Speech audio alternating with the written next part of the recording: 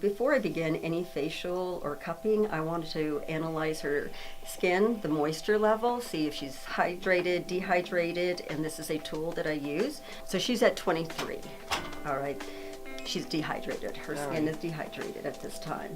And though people will say, but I drink plenty of water, there's more to it than just drinking plenty of water.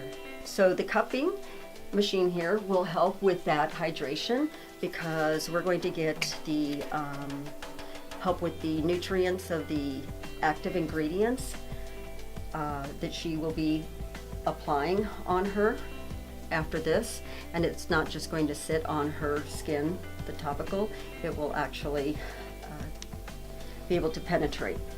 I'm applying this so that the cylinder can glide, as well as this is a collagen cream.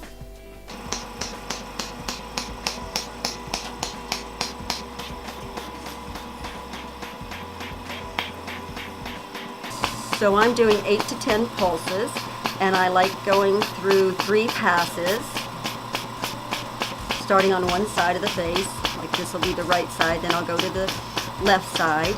And what I'm doing is I am breaking up right now the stagnation, the toxins that are underneath her skin here.